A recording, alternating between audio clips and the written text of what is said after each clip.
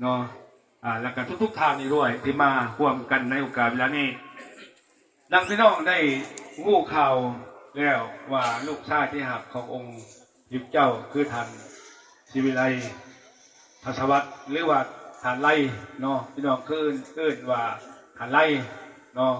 ก็เพิ่นก็ได้รับตาลูกไปก็เป็นเวลากำหนดที่พระเจ้าได้กำหนดให้เพิ่นแล้วเนาะแต่บางคนก็บอกว่าอ๋อเราคือบ่ได้เป็นหยังเนาะคือบ่ได้เย็บได้โซ่คือว่าไปมาอยู่สบายอยู่เนาะแต่ทุกอย่างเขาพูดว่ามันก็มีกำหนดมันก็มีการเวลาที่พระเจ้าให้เฮาเนาะถึงกันว่า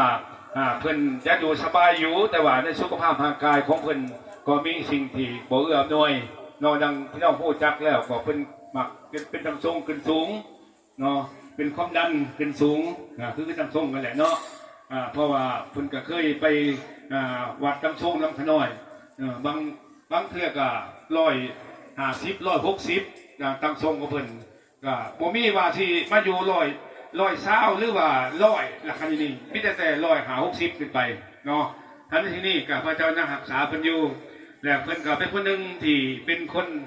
หับใช้ในเรื่องงานของพระเจ้าเนาะแล้วในกิจจักรแห่งนี้ก็เป็นโชเฟอร์รถร่วมของโบสถ์เนาะถ้าว่าเรียกมา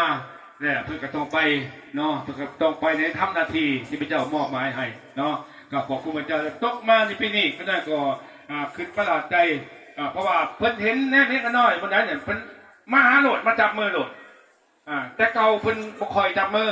ว่าแต่เห็นแหละคือว่าเพิ่นพบโหลดเพิ่นบอกบ่สู้หน้า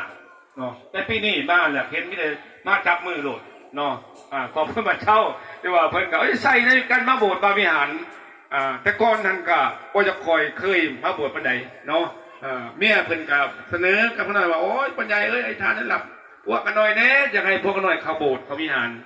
เนาะแต่บางเห็นมา2 ปีมานี่บ่ได้ปรับเปลี่ยนเข้ามารับใช้ในเรื่องงานของพระเจ้าเนาะก็ขอบคุณพระเจ้าในส่วนนี้ท่านต้องการนี้เขาก็ยินดีต้อนรับพี่น้องทุกท่านเข้าสู่พระคำของพระเจ้า